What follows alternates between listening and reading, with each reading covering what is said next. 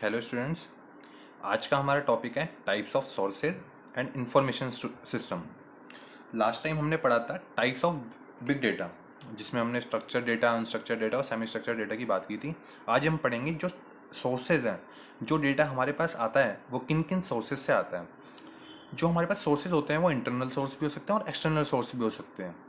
Internal source क्या होते हैं? इंटरनल सोर्सेज वो होते हैं जो कोई एक पर्टिकुलर ऑर्गेनाइजेशन हो सकती है, जिससे हमें जो डेटा मिलता है वो स्ट्रक्चर फॉर्म में मिल सकता है, ऑर्गेनाइज फॉर्म में मिल सकता है, जो कि हमें बिजनेस को रन करने में हेल्प करता है। बिजनेस को रन करना और किसी डेटा को एनालाइज करना या प्रिडिक्ट करना दोनों डिफरेंट टास्क हैं। जैसे कि अगर हमें किसी बिजनेस को, जैसे बैंक है, अगर बैंक की बात करें हम, तो बैंक में कैसे ट्रांजैक्शन को इम्प्रूव करना है, कैसे ट्रांजैक्शंस ज़्यादा होनी चाहिए, कैसे लोन फैसिलिटीज़ इंप्रूव होनी चाहिए, कैसे सारी चीज़ें प्रॉपर एक मैनर में होनी चाहिए, वो सारी चीज़ होती है कि बिजनेस को रन करने के लिए सारी फैसिलिटीज़ उनको इम्प्रूव करना, वो आता है हमारा इंटरनल सोर्सेज में। जैसे कि OLTP, ऑनलाइन ट्रांजेक्शन प्रोसेसिंग, ये सारी चीज़ें जो होती हैं ये इंटरनल सोर्सेज में होती हैं। इंटरनल सोर्सेज से जो डेटा आता है वो हमारा ऑर्गेनाइज फॉर्म में होता है, बिजनेस को रन करने के लिए हेल्प करता है, बिजनेस को ग्रो करने के लिए हेल्प करता है और डिसीजन को फास्ट एग्जीक्यूट करने में हेल्प करता है हमें। लेकिन जो एक्सटर्नल सोर्सेज होते हैं, जो डेटा हमारा हाई वॉल्यूम, हाई वेराइटी और हाई वॉल्यूम, हाई वैरायटी और हाई वेलोसिटी में जो डेटा हमारे पास आता है, जिसकी हमने स्टार्टिंग में बात की थी, वो डेटा हमारा अनस्ट्रक्चर्ड फॉर्म में होता है, अनऑर्गेनाइज फॉर्म में होता है। ये हमें डेटा बिजनेस की एनालिसिस करने में काम आता है, बिजनेस को प्रिडिक्ट करने में काम आता है कि आगे क्या होने वाला है, प्रीवियस डेटा की हेल्प से, प्रीवियस रिकॉर्ड्स की हेल्प से डिसीजन को इम्प्रूव करता है ये। बाकी जैसे डेटा हो गया, इंटरनेट डेटा हो गया, सोशल मीडिया डेटा हो गया, गवर्नमेंट इंफॉर्मेशन हो गई, या OLAP जिसे हम बात करते हैं, ऑनलाइन एनालिटिकल प्रोसेसिंग, ये यूज होता है हमारा ऑनलाइन डेटा को, मतलब इस डेटा को, एक्सटर्नल सोर्स से आए हुए डेटा को प्रोसेस करने में। तो दोनों डिफरेंट हैं और दोनों में अपने ही अपने उनके इम्पोर्टेंस हैं। अब हम बात करते हैं information system. Basically information system होता क्या है? इंफॉर्मेशन सिस्टम एक ऐसा सिस्टम होता है जो कि हमें इंफॉर्मेशन प्रोवाइड करता है किसी भी ऑर्गेनाइजेशन के रिगार्डिंग, किसी भी बिजनेस के regarding, by using its previous data और इट्स करंट डेटाबेस डेटा। जो भी हमारा डेटाबेस के अंदर डेटा है उसका हम यूज करके बिजनेस को इम्प्रूव कर सकते हैं, ऑर्गेनाइज और एक प्रॉपर इंफॉर्मेशन की प्रोसेसिंग कर सकते हैं, मतलब जो भी इंफॉर्मेशन होती है उसकी प्रॉपर प्रोसेसिंग कर सकते हैं। जैसे कि used for organizing and processing information, useful system within a business as it manages business. ये हम बिजनेस में, डेवलपमेंट में, ऑपरेशंस में, इन सब चीज़ों में इंफॉर्मेशन सिस्टम का यूज़ करते हैं। अब इनमें एक्टिविटीज़ इन्वॉल्व होती है कुछ, जो कि इस फॉर्मेट में रन करती है। जैसे कि कोई भी डेटा है, हम सबसे पहले उसको कैप्चर करेंगे। Capturing is the main task, major task and first task.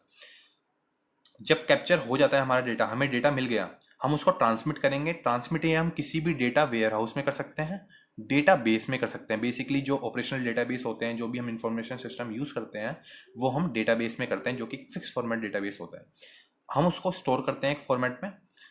हम डेटा में से रिट्राइव, रिट्राइव मतलब हो गया कि अगर हमें किसी भी चीज को रिट्राइव करना है, कोई डेटा हमें रिट्राइव करना है, किसी डेटा की हमें जरूरत है, तो स्टोर करने के बाद हम उस डेटा को रिट्राइव कर सकते हैं।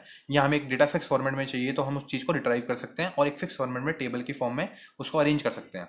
मैनिपुलेट मतलब हम डेटा के साथ कुछ भी मैनिपुलेशन कर सकते हैं, मतलब उसके अंदर हमें कोई कमांड एंटर करनी है, कोई डेटा टाइप चेंज करना है, कोई हमें वैल्यूज एंटर करनी है, डिलीट करनी है, कुछ भी मॉडिफिकेशन करनी है, वो मैनिपुलेट कर सकते हैं, उसको प्रोसेस कर सकते हैं। बाद में displaying, last is displaying. Displaying मतलब एक तरह से विजुअलाइज करना। अगर हमें डेटा को प्रेजेंट करना है किसी के सामने, तो हम उसको बार ग्राफ, फ्लो चार्ट, किसी भी पाई चार्ट, किसी भी फॉर्म में हम उसको डिस्प्ले कर सकते हैं डेटा को। ये हो गया हमारा डिस्प्लेइंग। अब हम बात करेंगे reasons to use information system. हम इंफॉर्मेशन सिस्टम का यूज करते क्यों? फर्स्ट है ऑपरेशनल एक्सीलेंस, सेकेंड है launching new products, services and business model, customer and supplier good relation, improve decision making and competitive advantages. अब हम समझेंगे क्या होता है। ऑपरेशनल एक्सीलेंस का मतलब होता है कि जो भी ऑर्गेनाइजेशन का डेटाबेस है, हम उसको यूज़ करके, उसको एनालाइज करके बेटर डिसीजन मेकिंग कर सकते हैं, बेटर प्रोसेसिंग कर सकते हैं, बेटर मैनेजमेंट कर सकते हैं। हम उस डेटाबेस का यूज़ करके नए प्रोडक्ट्स को लॉन्च कर सकते हैं, न्यू सर्विसेज को लॉन्च कर सकते हैं, अपने बिजनेस मॉडल को इम्प्रूव कर सकते हैं for better efficiency, low cost and good maintenance. Customer and supplier good relation, हम उस डेटा को एनालाइज करके, उनके कस्टमर्स के फीडबैक को एनालाइज करके हम देख सकते हैं कस्टमर्स को क्या क्या प्रॉब्लम्स होती हैं, क्या क्या कस्टमर्स प्रॉब्लम फेस करते हैं, उनको इम्प्रूव कर सकते हैं, उनको डिसीजन को और अच्छा बना सकते हैं। नेक्स्ट है कॉम्पिटिटिव एडवांटेजेस। हम देखते हैं आजकल कि सेम टाइप की ऑर्गेनाइजेशन, कोई आईटी इंडस्ट्री और कोई दूसरी आईटी इंडस्ट्री एक दूसरे से कंपटीशन करती है। अगर उनका सिमिलर रोल है और एक दूसरे से अगर वो कंपटीशन करती है, तो हर इंडस्ट्री अपनी चाहती है कि वो अपनी सर्विसेज को बेटर बनाए, जिससे कि हाई वॉल्यूम में कस्टमर्स उसकी तरफ डाइवर्ट हो। तो वो कुछ ऐसे प्रोसेस करती हैं, कुछ अपनी फैसिलिटीज़ को इम्प्रूव करती हैं, जिनसे कस्टमर को प्रॉब्लम फेस ना करनी पड़े और कस्टमर ज़्यादा से ज़्यादा उनके प्रोडक्ट्स को यूज़ करें, प्रोडक्ट सर्विसेज या कोई भी बिजनेस मॉडल को यूज़ करें, जिससे उनकी मार्केटिंग इंक्रीज हो, इम्प्रूव बिजनेस। ये था हमारा इंफॉर्मेशन सिस्टम। Thank you.